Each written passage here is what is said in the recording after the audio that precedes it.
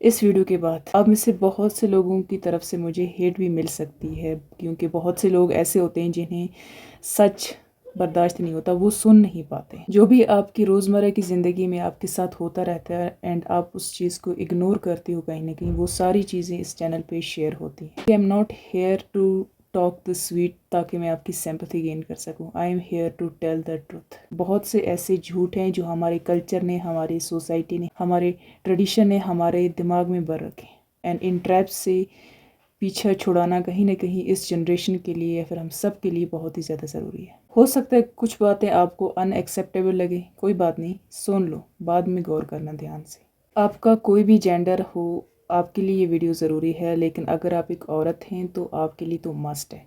देखो, सोसाइटी में कई बार आपने अपनों से या फिर अपनी फैमिली से, अपने पड़ोसियों से हमेशा ये बात सुनी होगी कि लड़कियों के पास ऑप्शन होता है, या तो वो शादी कर लें, शादी करके सेटल हो जाएं, या फिर वो जॉब कर लें। उन्हें जॉब करने की मतलब कोई ज़रूरी नहीं होता, उनके पास ऑप्शन है, वो घर में भी बैठ सकती हैं। But let me tell you one thing, जिस चीज़ को ये लोग ऑप्शन कह रहे हैं वो असल में एक पनिशमेंट है।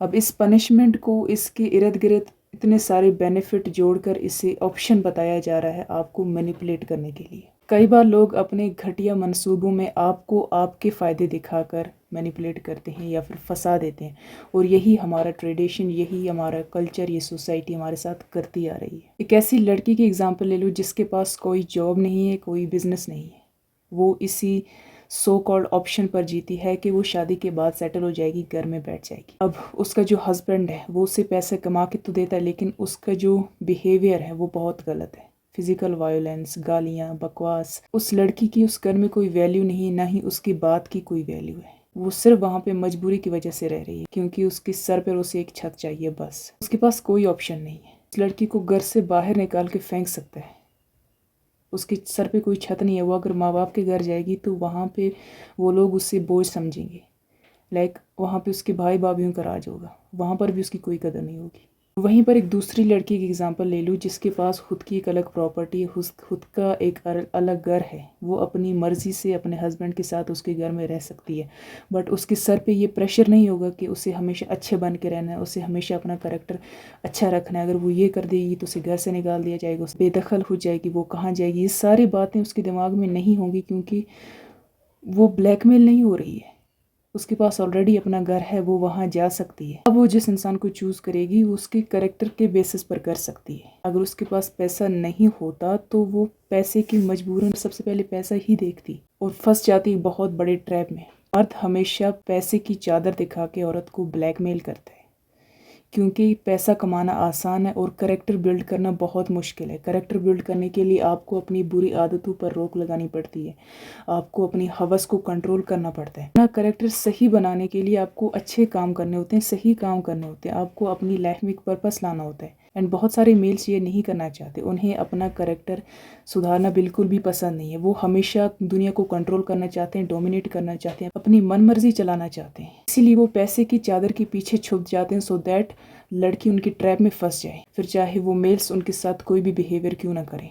वो इसीलिए आज़ाद रहते हैं क्योंकि वुमेन्स अपनी फाइनेंशियल स्टेबिलिटी पे ध्यान नहीं देती। लोग सिंगल तब नहीं रहेंगे जब औरतें फाइनेंशियली स्टेबल हो जाएंगी या फिर औरतें घर का काम करना छोड़ देंगी। ज़्यादातर लोग सिंगल तब रहेंगे जब मर्दों को फोर्स किया जाएगा कि वो अपने करेक्टर पे काम करें, and that's most difficult for them. उनके लिए इमोशनल इंटेलिजेंस को गेन करना बहुत मुश्किल है, उनके लिए खुद को सुधारना बहुत मुश्किल है। वो नहीं करना चाहते, वो अपनी जानवरों जैसी हवस को हमेशा आज़ाद जीना चाहते हैं, और यही वजह है दुनिया में इतने बड़े बड़े क्राइम्स भी होते हैं। You know, as an individual आपका लाइफ में एक अलग पर्पस होना चाहिए, आपकी कुछ अचीवमेंट्स होनी चाहिए, सो दैट आपको सामने वाला फॉर ग्रांटेड ना ले। आपकी रिस्पेक्ट बिल्कुल नहीं की जाएगी, आपकी बात की कोई वैल्यू नहीं होगी अगर आप फाइनेंशियली किसी और के ऊपर डिपेंड करती हो, अगर आप इमोशनली किसी और के ऊपर डिपेंड करती हो।